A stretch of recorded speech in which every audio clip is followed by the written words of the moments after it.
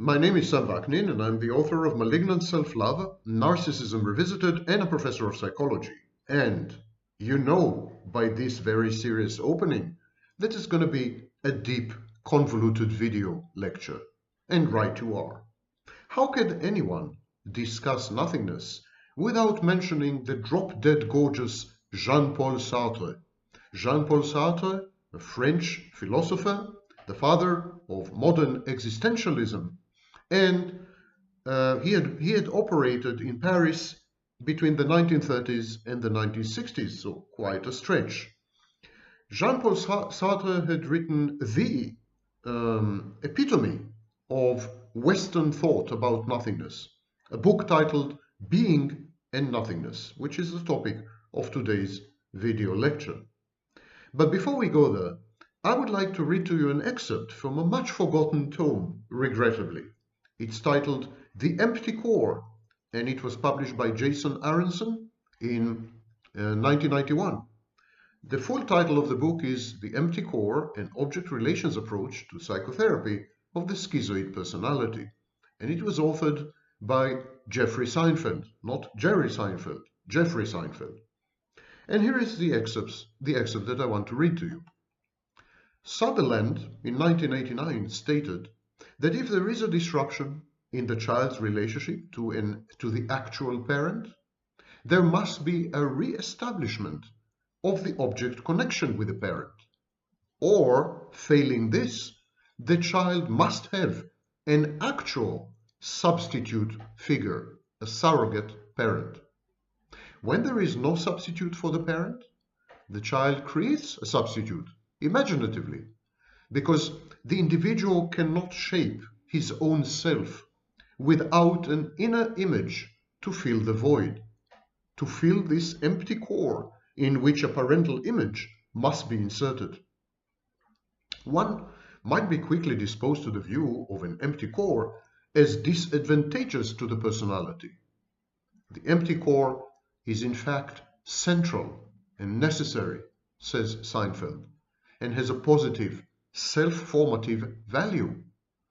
The child does not only fill the void with an internal image, rather he plays at comforting, soothing, and mirroring himself in the image of the parental figure.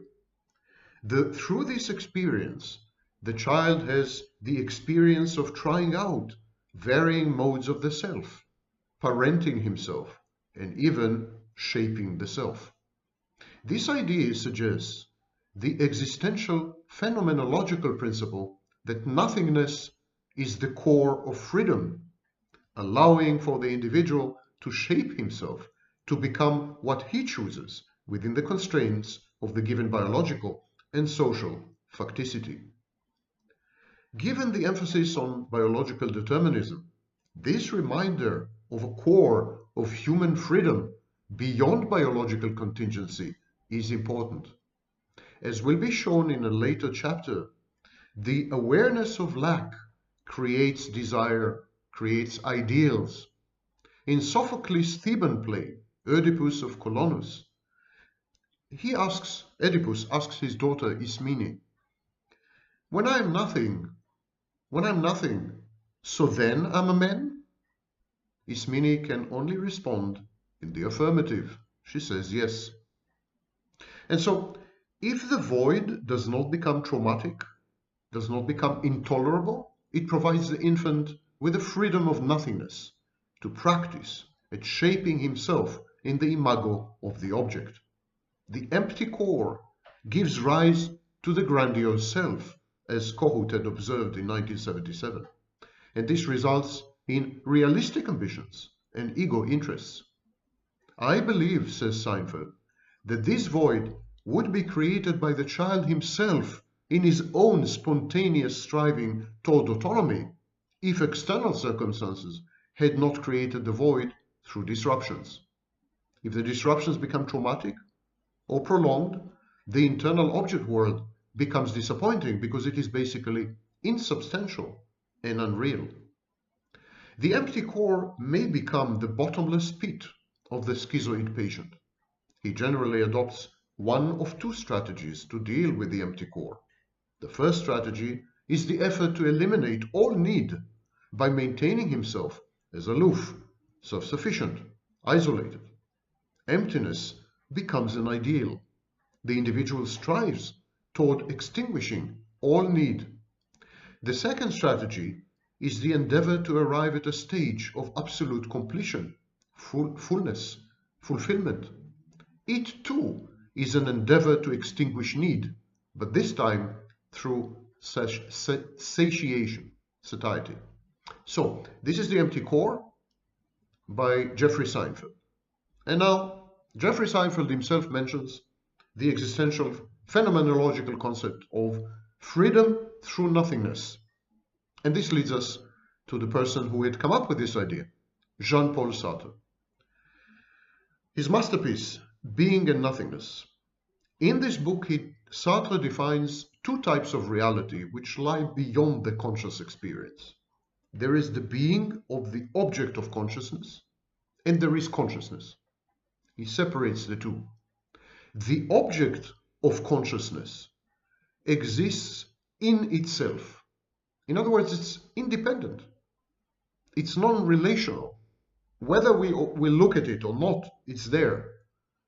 Whether we assimilate it somehow or not, it's there. It's always there, regardless of our consciousness. When we go unconscious or when we die, it's still there. So it has an existence in itself. Consciousness is an entirely different story.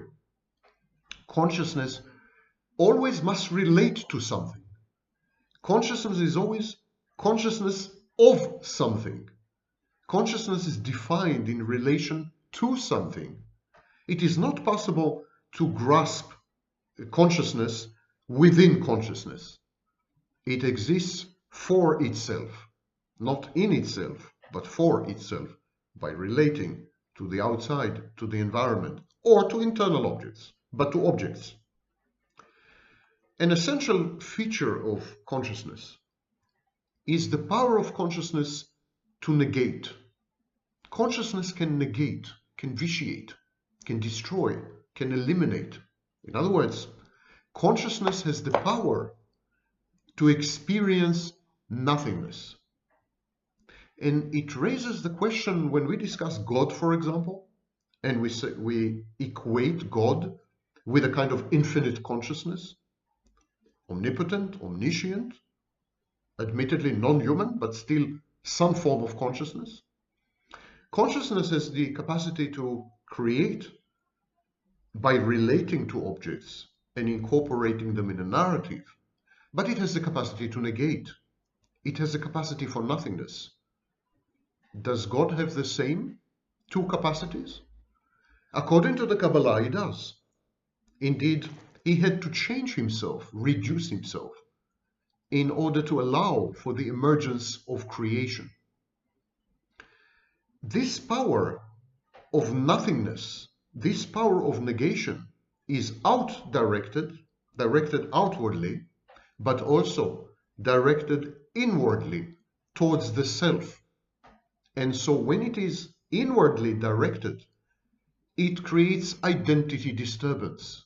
It creates an intrinsic lack of self-identity. The unity of the self is a task of the consciousness. The consciousness must work hard to create this unity because it has the proclivity, the tendency to engage in nothingness. We are beginning to see the rudiments of this cosmic galactic battle, epic battle between the self as the locus of being and the nothingness as a capacity and extension of consciousness, at least potentially. It would seem that consciousness and self are not the same thing at all, which raises interesting questions about babies and infants. Are they first conscious and then develop a self, or are they born with a self? We leave it aside for a minute. The unity of the self is a task of consciousness. And in order to ground itself, the self engages in action. The self invents, comes up with projects. Projects are aspects of the individual. the individual can be perceived as a fundamental project, and all the other projects, actions, choices, decisions, relationships, object relations, everything would be mere aspects, facets of the fundamental project which we call personality or individual. There's a desire, there's a motivation of the individual to be. Being is an element of consciousness, but being is the totality of the self. It is this resonance between consciousness' ability to engage in being and the self, the need of the self to be. It is this resonance that allows consciousness to unify, to integrate the self. But consciousness is a minefield. There's always there, lurking, awaiting, like a Damocles sword.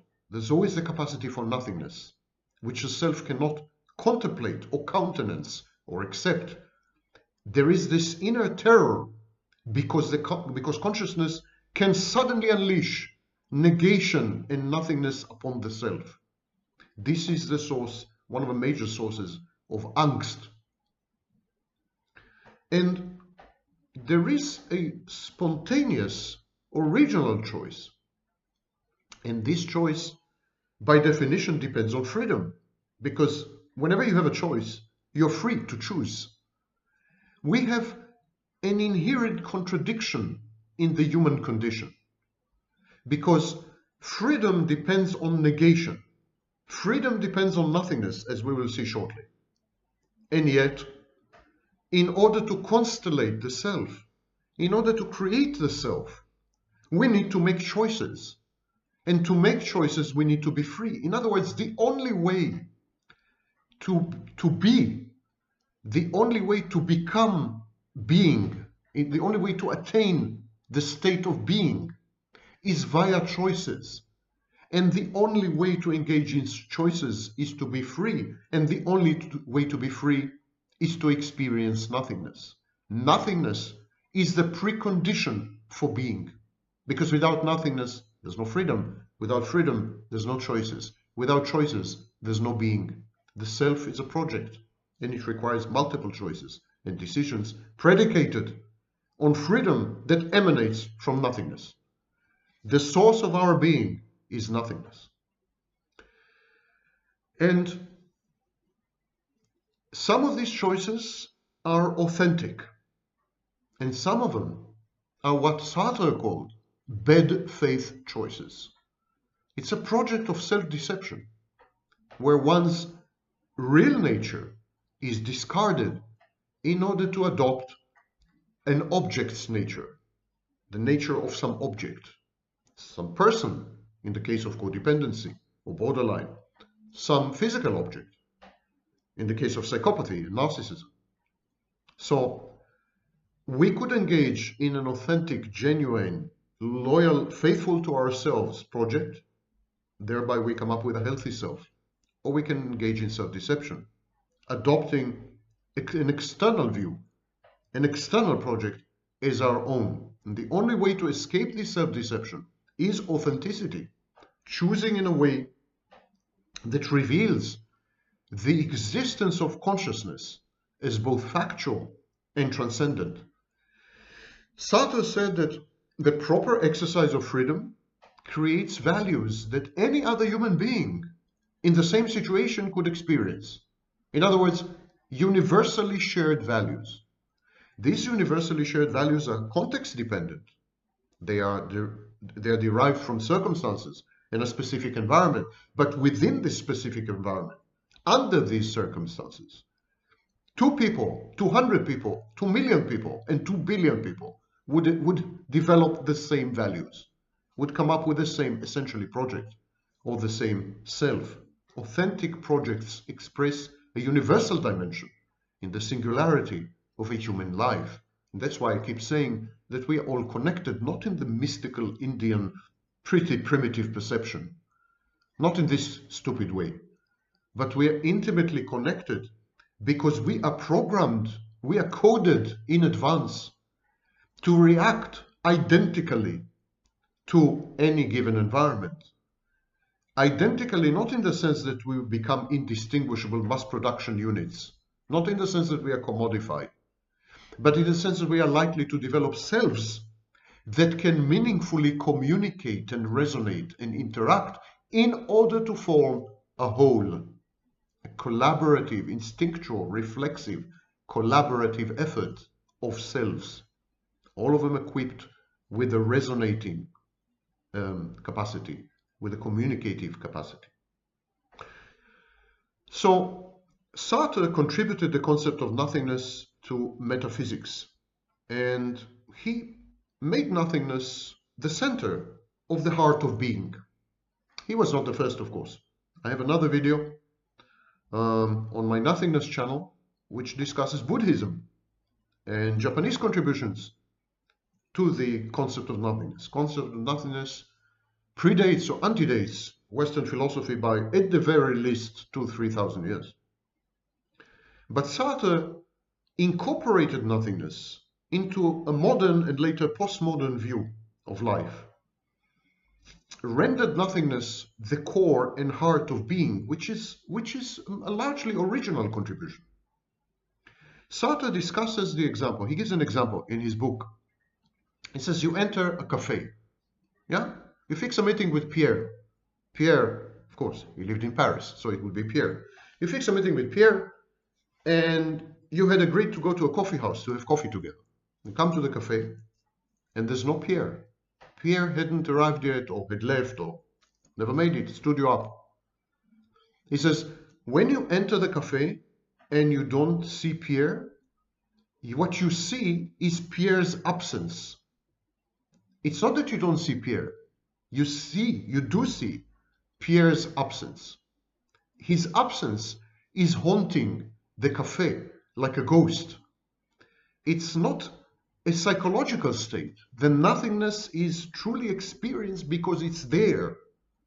It's almost a physical entity. The nothingness is not just some logical deduction. Oh, this chair is empty, so Pierre is not here. Well, a giraffe is not here as well. You know, so what? This is a logical deduction. You don't experience Pierre's absence as a logical deduction. You experience his absence as though it were some entity with which or with whom you are reacting. And so it's a construction that reveals something about the structure of the world.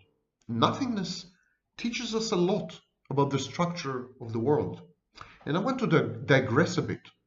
One of the main techniques in my cold therapy, I've developed a new treatment modality, mainly for narcissists and depressed people with depressive disorders. And one of the main techniques there is called erasure. It's when I don't allow the patient to talk or to say certain keywords. And it is the technique derives information from the strategically placed silences. Silence can teach us a lot more than verbiage. Verbiage, as any Zen Buddhist would tell you, verbiage camouflages, distorts. Words are intermediaries, and they are biased intermediaries because they have associations. Words are a very bad way of communicating. Direct communication involves either actually touching the object, interacting with it in real life, physically, or silence. So in cold therapy, I force the patient to be silent about keywords that are associated with trauma. And observing the pattern of silences, their distribution, their frequency, etc., I learn a lot about the trauma. That's a digression, just to show you, to exemplify, to demonstrate that Sartre was right. This objective fact of absence is one of the few facts in the world which is dependent on human beings. Because if you were not there to observe Pierre's absence in the cafe, this absence would not have kind of materialized. This absence, this nothingness, is produced by consciousness. It seems that nothingness is something that human consciousness brings into the world. We are the containers of nothingness. We are the messengers of nothingness through our consciousness. It's a bit reminiscent of the Copenhagen interpretation of quantum mechanics, where the observation of the experimentalist determine where, when, and how an elementary particle will materialize. The experimenter determines the outcome of the experiment, the collapse of the wave function. So the experimenter, according to the Copenhagen interpretation of quantum mechanics, is creating the universe. But he is creating the universe via nothingness, because for every particle that is materialized, for every collapse, the rest of the wave function is annihilated, disappears. Nothingness. We create being. We are generators of being. And we are generators of being via our consciousness, because our consciousness is capable of nothingness, and probably only our consciousness is capable of nothingness. Sartre considers the phenomenon of destruction. When there's an earthquake or a landslide, it modifies the terrain, but the terrain is still there. It has new features, new characteristics. It has new specs. But it's there. It's not gone. But if the same earthquake had demolished a city, Katrina, New Orleans, when the city is annihilated, the earthquake is perceived to have created nothingness. Why? Destruction is the introduction of nothingness into the environment, and only human beings can do this. By perceiving the outcomes of the earthquake, we introduce nothingness into reality. For Sartre, destruction is crucially dependent on human observation. Humans identify the city as a structure of order, and humans had identified what had remained of the city after the earthquake as fragile, destroyed. Humans introduce order as much as they introduce chaos into the world. And that is why the Jordan Peterson project is doomed, because he's trying to use the tool of chaos to introduce order. Consciousness is not a tool of order only. It's arguably, mainly, a tool of nothingness and chaos. The very negation involved in characterizing something as destructible makes destruction possible. If we were to consider the city as rearranged, redesigned by the earthquake, there would have been no destruction. Destruction is a decision, conscious decision, a choice, a reframing of reality. And in this sense, perhaps all of consciousness is one defense mechanism writ large. But how is negation possible? How is negation possible at all? The power of negation is an intrinsic feature of the intentionality of consciousness. To further identify this power of negation, we must consider the phenomenon of questioning. What is it when you question something?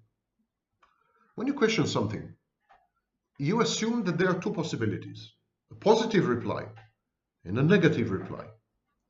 So whenever you question something, you take the risk, you take the chance that Sartre called nihilation. In other words, it's like Schrödinger's cat. There's a famous thought experiment in physics. Before you open the box, you don't know if the cat inside is dead or alive. So before you open the box, the cat is half dead and half alive. Only by opening the box and observing the cat, you can decide whether the cat is dead or alive. And according to quantum physics, you actually imbue the cat with death or with life. You render the cat alive or dead. It's a paradox, but it's reality. It's been proven in numerous physical experiments. Sartre is saying the same. Whenever you question something, and of course, a physical experiment in physics is questioning nature. It's a form of questioning nature. And Sartre said, whenever you question something, you take the chance of receiving no as an answer. You take the chance of annihilation.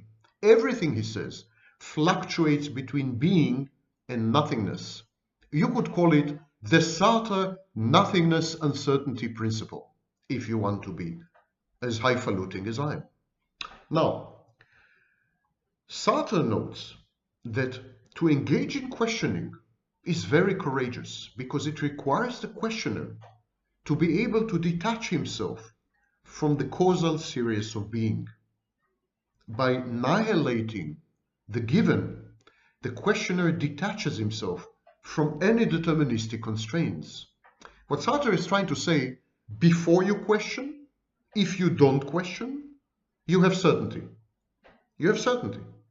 By questioning, the very act of questioning introduces a doubt. By questioning, you transition from determinism to uncertainty, to probability.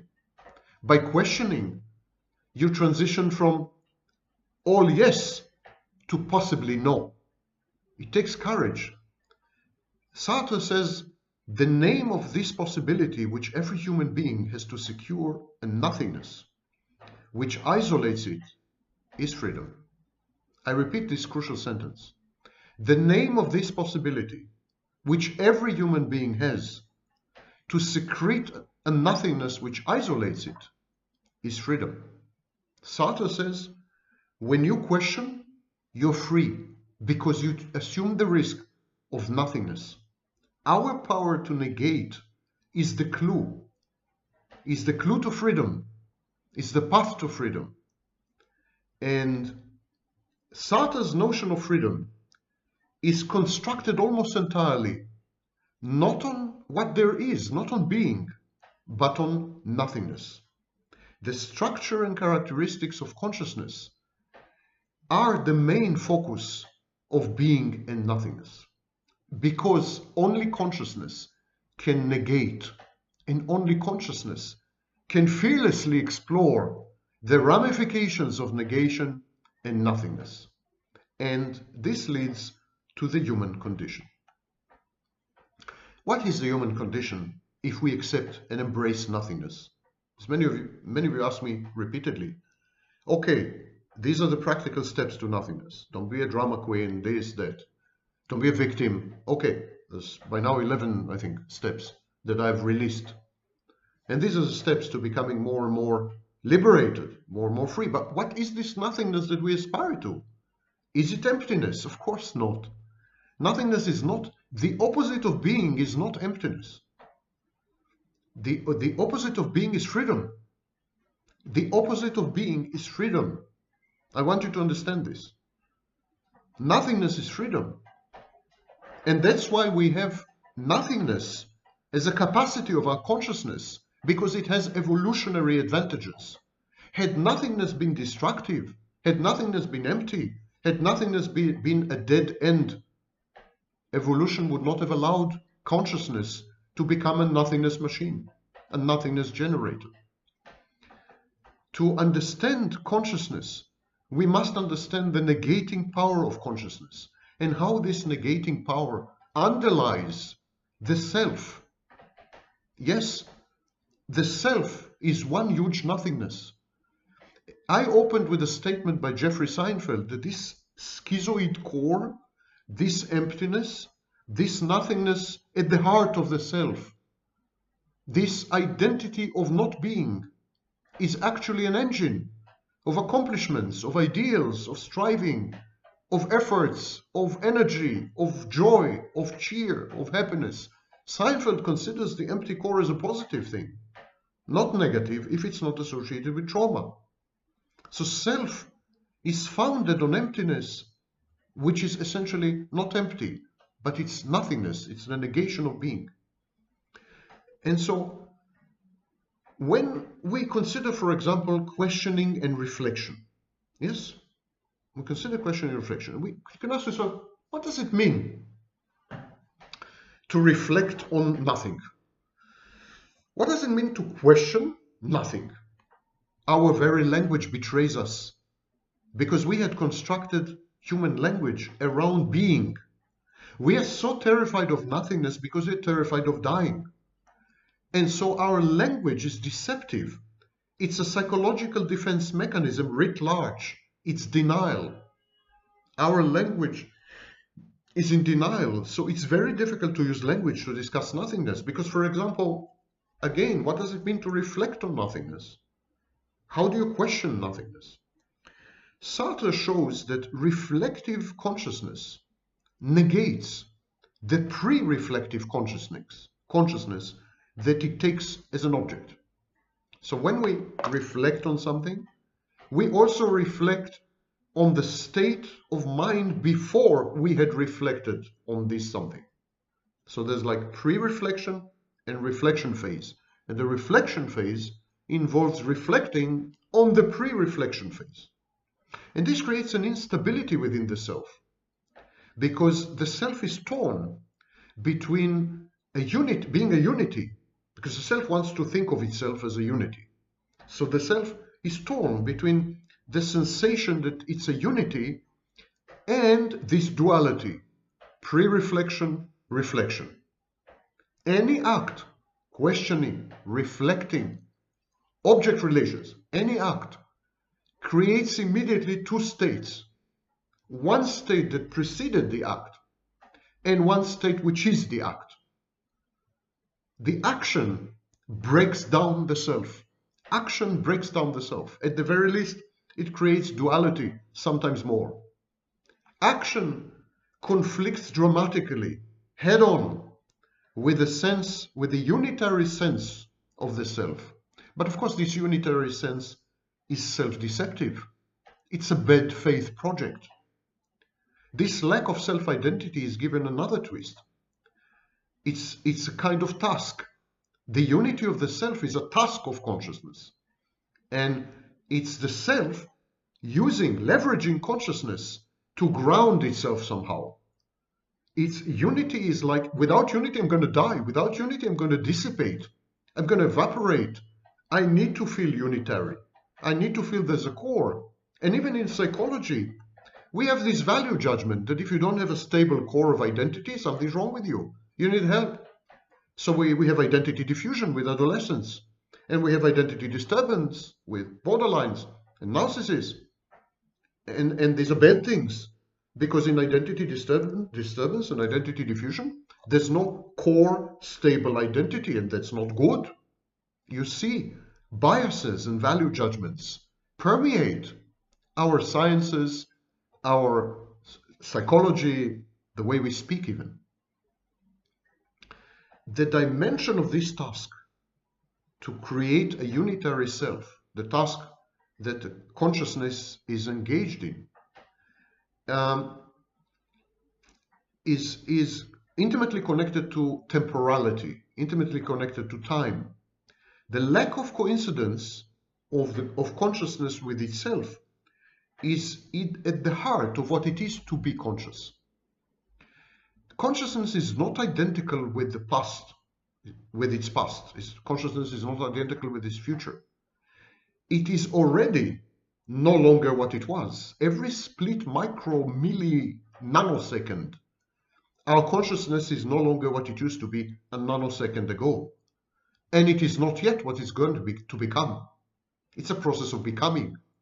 So consciousness is not this core, is not this immutable identity, is not even a process which is essentially invariant. Consciousness is a kaleidoscopic stream of ever-changing, ever-shifting, shape-shifting, sometimes mutually exclusive states with a capacity to negate. And the self, the ego, wants to use consciousness to create the exact opposite, a stable, rock-solid foundation of identity and feeling of who I am.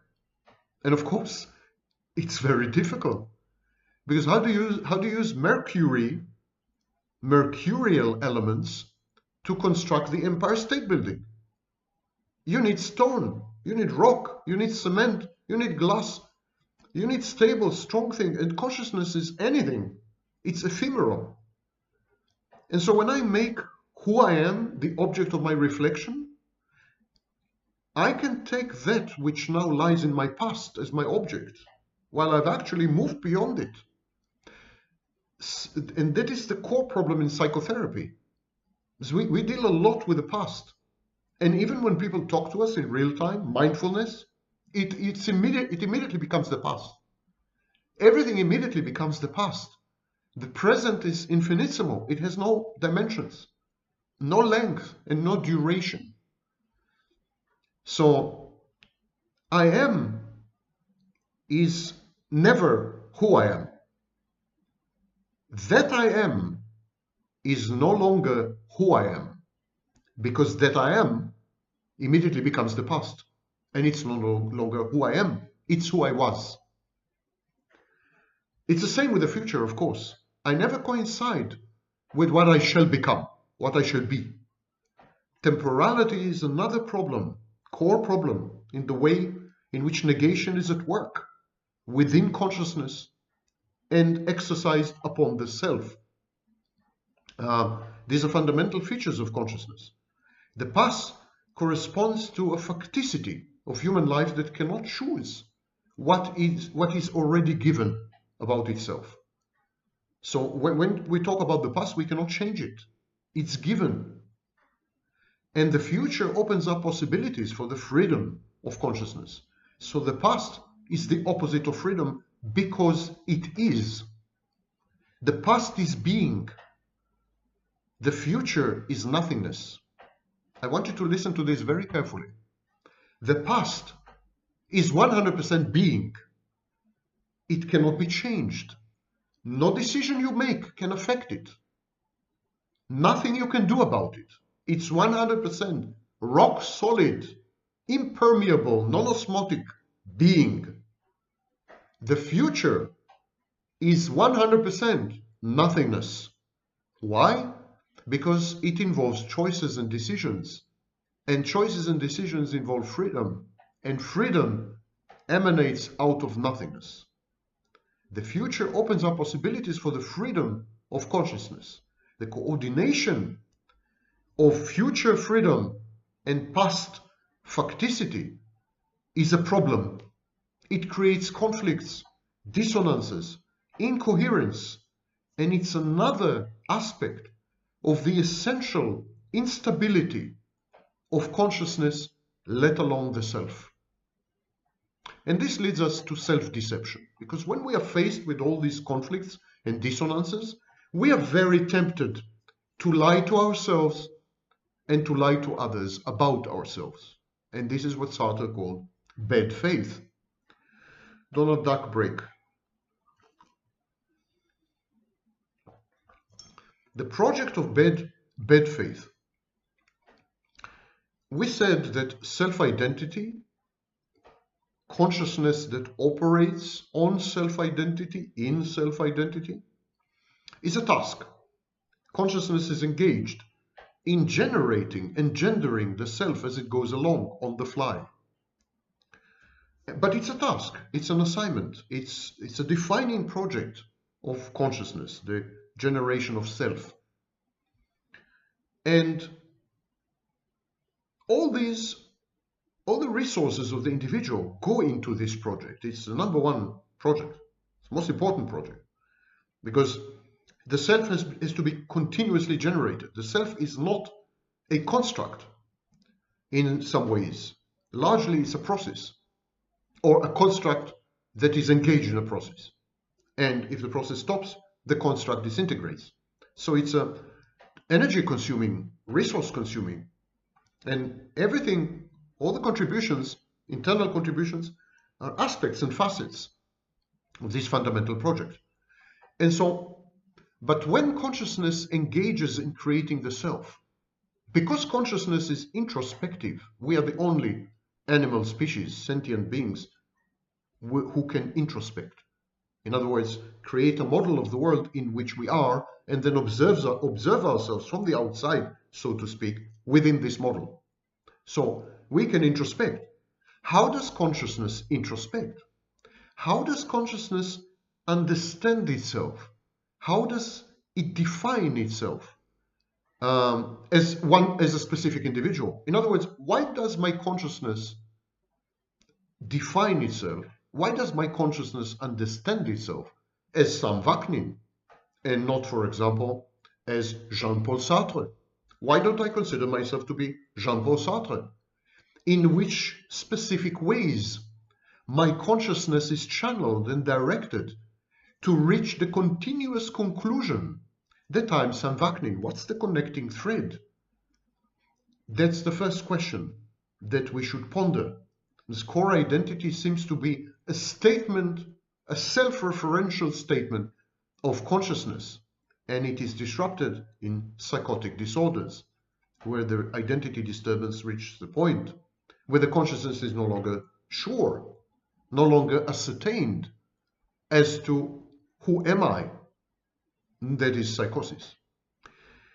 The project of bad faith is very important for existential understanding of what it is to be human, because unfortunately it's the easy way out. You see, I gave you a list of all the conflicts that create a lot of instability, incoherence, and lack of cohesion, and conflicts and dissonances. It's an unpleasant ego-dystonic state. You want to get rid of it. You want to finish it. And one way of doing this is to deceive yourself. So what is to be human, what defines human, includes, regrettably, bad faith and self-deception. And that is why we have morality and ethics. Because all of us engage in bad faith, self-deceptive projects.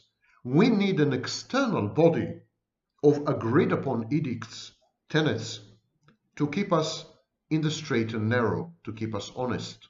Because we have a tendency to dishonesty, as the studies of Dan Ariely had conclusively proven. Sartre's analysis of the bad faith project, the lack of genuineness, lack of authenticity, self-deception, is the best part of the book. It's an amazing part. And one of them is his most famous examples is a waiter in the aforementioned cafe. So there's a waiter in a cafe, and the waiter has precise, manneristic movements. He's like a doll or a puppet. And the waiter is identifying himself with his role as a waiter. His consciousness renders the waiter a waiter. The waiter is discarding his real nature, his real consciousness, his freedom. And instead, he is adopting an external identity, external set of guidelines, the guidelines on how to be a waiter. Waiterhood, if there's such a thing. Waiter, that's an external object. And the waiter takes on the features of this external object, suspending his own project. That is bad faith.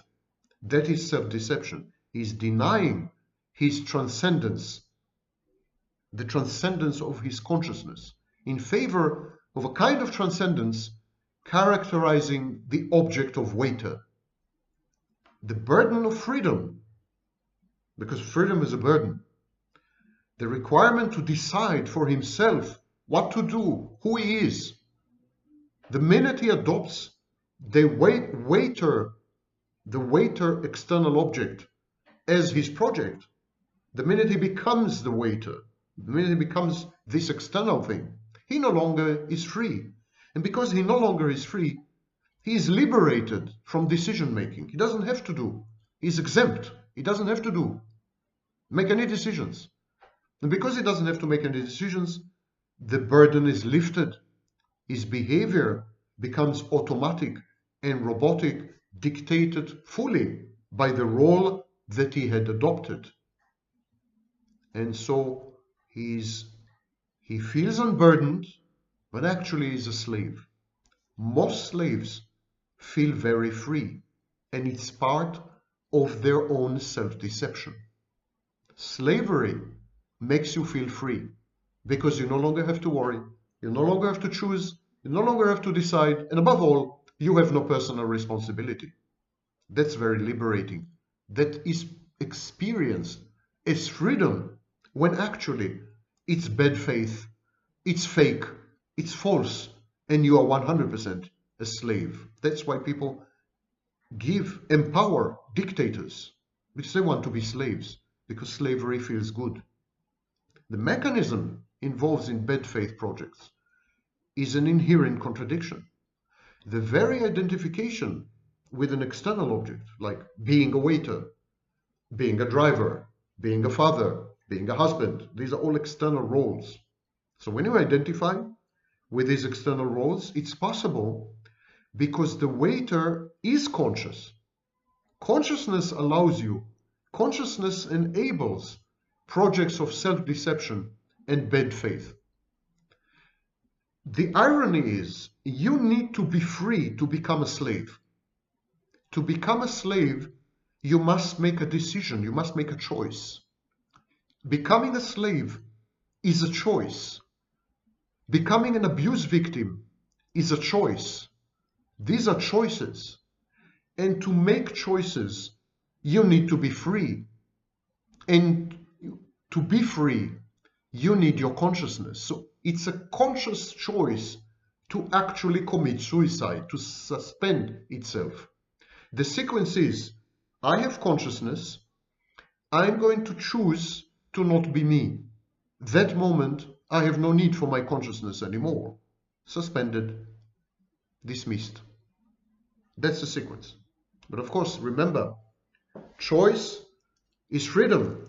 Freedom is nothingness. It's when you're free.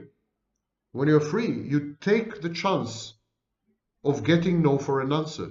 You take the chance of annihilation, of negation, of vitiation, of destruction.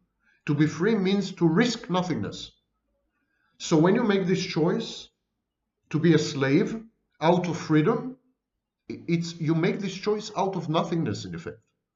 But it's the wrong choice.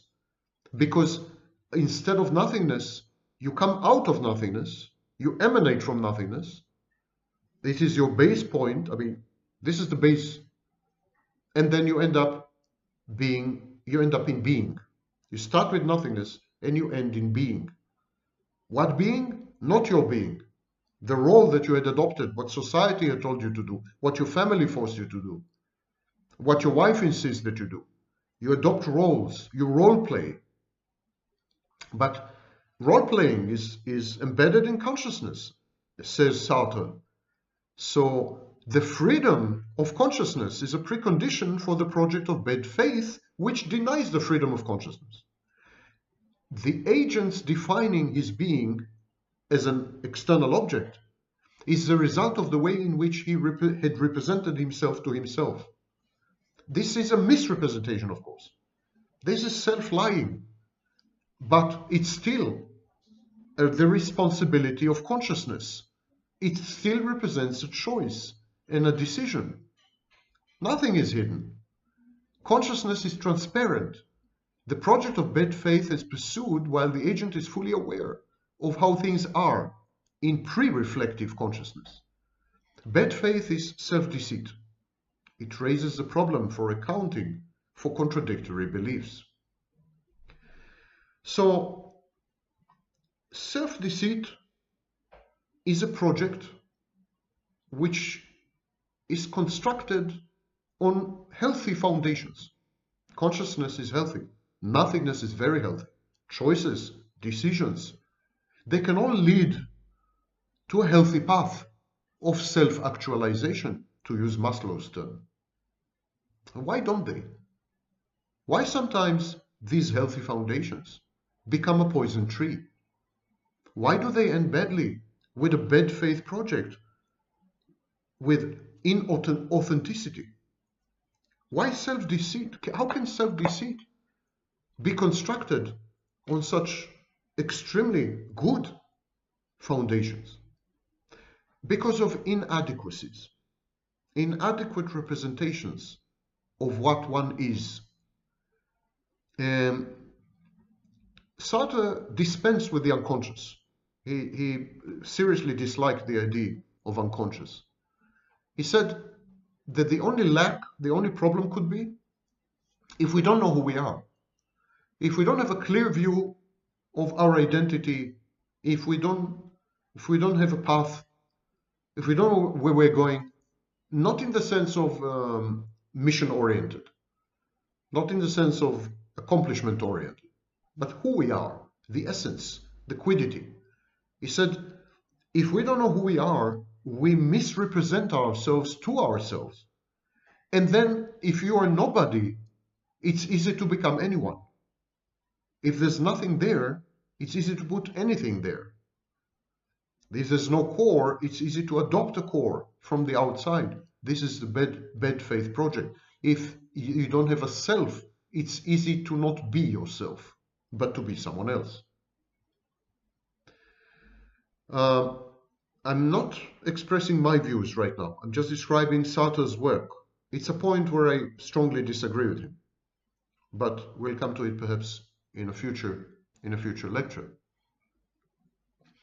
So there's a dichotomy, you remember, of consciousness and external objects.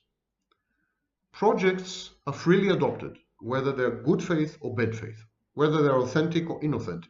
At any rate, they involve freedom, nothingness, decision, and choice. And the first consequence is self-deceit in the case of a bad faith project. But Sartre conflicted with Freud. He didn't buy Freud's theory of self-deceit, censorship mechanisms, repression, denial, something beyond the awareness of the subject, the unconscious. Sartre rejected all this. He said that all these were cop-outs. He said Freud's theory is a cop-out. It's an alibi. It allows people to say, well, it's not my fault. It was my unconscious, or I don't know what came over me, or it's not me, or, you know. He said, forget all this. The agent is 100% responsible 100% of the time. I don't buy hidden forces. I don't buy hidden, powerful, energy-laden content that is repressed. I don't buy any of this. There's no unconscious. You are responsible, and you are responsible 100% of the time. And the individual is responsible for any form of behavior, whether it's widespread or not, whether it's evil or not. The responsibility is a core pillar in Sartre's work. And existential psychology builds on this, even existential psychoanalysis. Okay. So we said that bad faith projects of inauthenticity involve a misrepresentation of what it is to be. Who are you? Your identity in the deepest, most essential sense. Not what are you going to do, because people confuse action with identity. What you're going to do is not who you are. What you're going to accomplish is not who you are. How many children the children you have is not who you are. Your wife is not who you are. Your car is not who you are. Who are you? If you don't know the answer, you're going to fake it till you make it. You're going to improvise. You're going to lie to yourself. You're going to misrepresent yourself to yourself. And then you're going to adopt a role.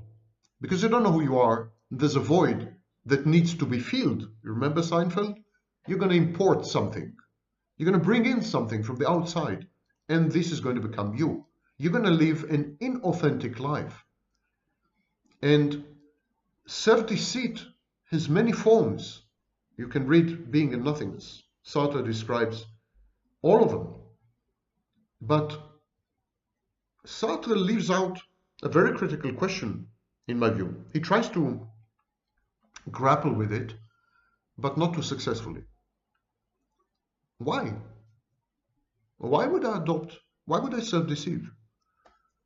Given the choice between authenticity and inauthenticity, why would I choose the latter? Why don't I choose to be me?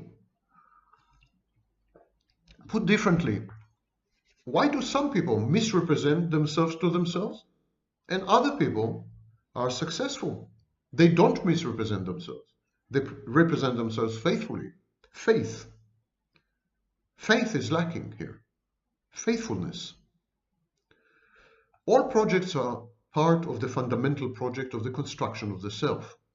So what is the motivation? When you're constructing the self, which is the most precious thing in the world for you, it's who you are, it's what you are.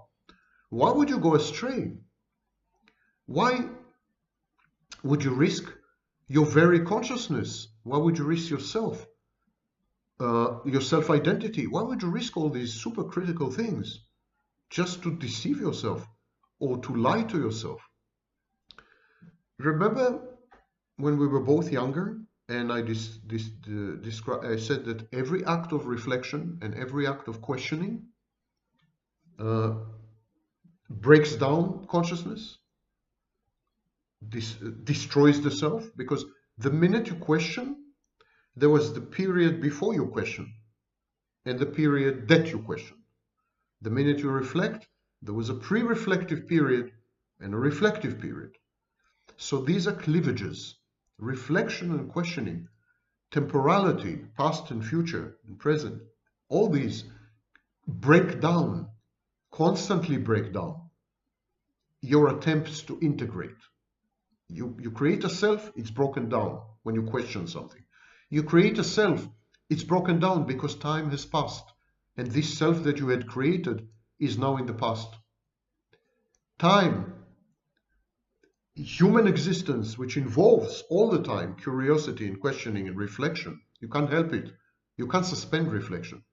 They break down the unitary nature of consciousness and the self. They create cleavages.